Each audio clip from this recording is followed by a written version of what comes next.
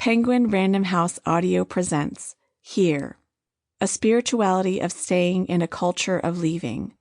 This is the author, Lydia Sohn. For my parents, who climbed the highest of mountains and trudged through the lowest of valleys to attain this wisdom that they could hand to their children and grandchildren for free. Introduction. It's 10 p.m. on a Tuesday. I'd normally be relaxing in bed with a book after a long day of juggling kids, work, and chores, but I'm on my laptop at the kitchen table going down a Craigslist rabbit hole of homes in Massachusetts.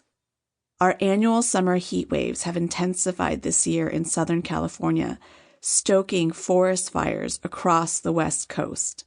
We wear our masks outside, not to guard against COVID-19, but to protect us from the plumes of smoke moving in like a harbinger of apocalyptic doom.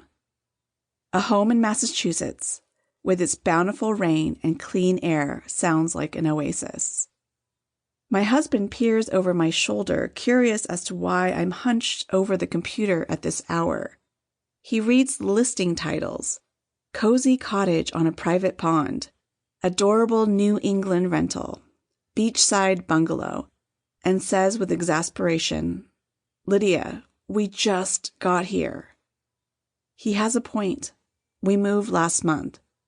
After a year of trying to settle into my plum position as senior minister of a church just 2 miles from the beach in one of the most desirable cities, San Diego, we made the decision to leave at the start of the pandemic and move closer to my parents and my brother in the suburbs of Los Angeles.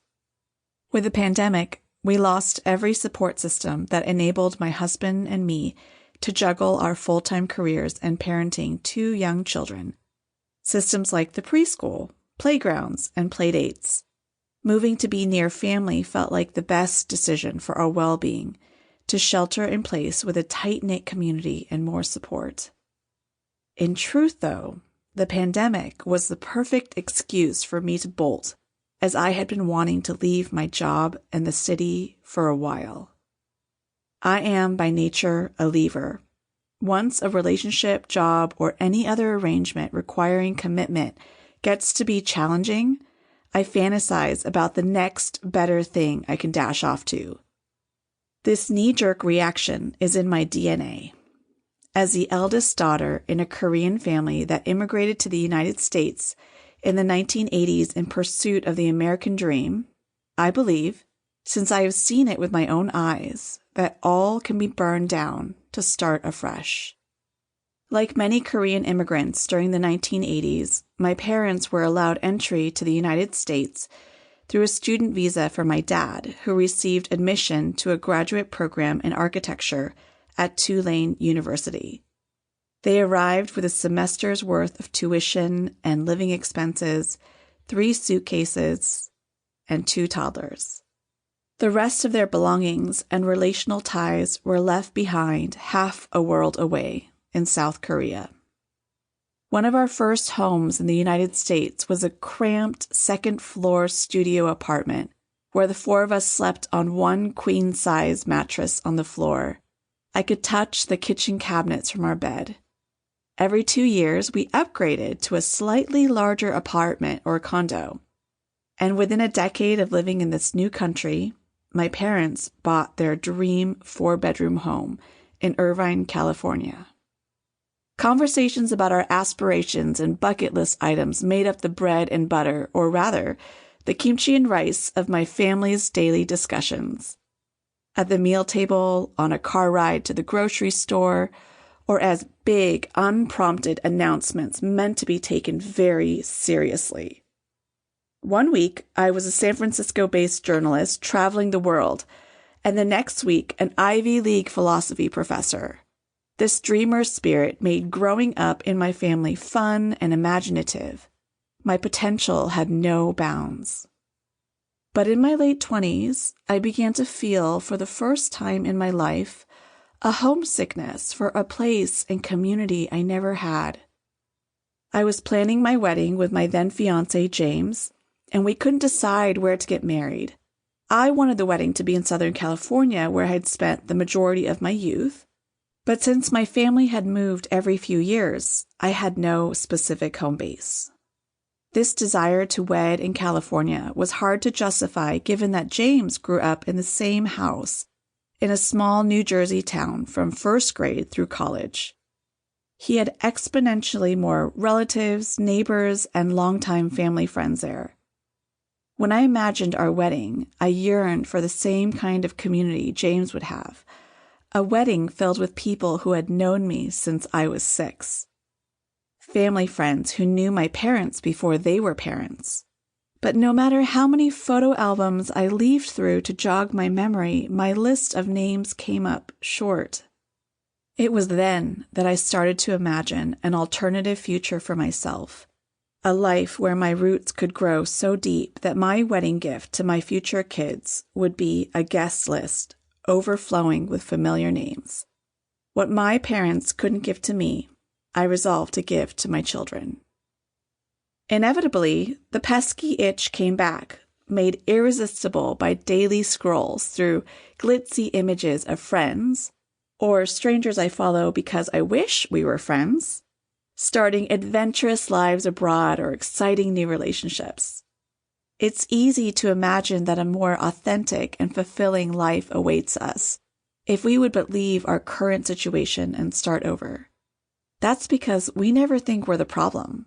It's our circumstances. My city's too boring. My husband isn't romantic enough. My work environment is toxic. We're convinced that if we change that one thing, our dissatisfaction will dissipate and our dream lives will automatically snap into place. As it turns out, this modern-day FOMO isn't so modern. People have always wrestled with restlessness and longing for something better.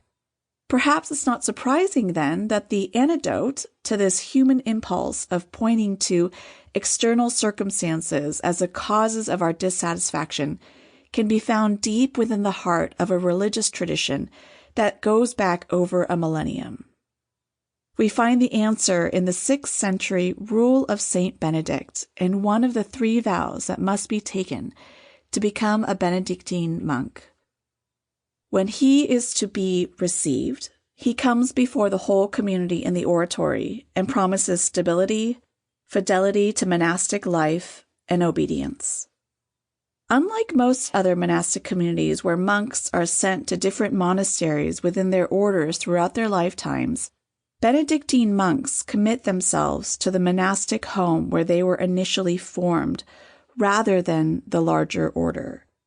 This vow of stability safeguards them from the all-too-familiar urge to relocate when there are conflicts or feelings of wanderlust.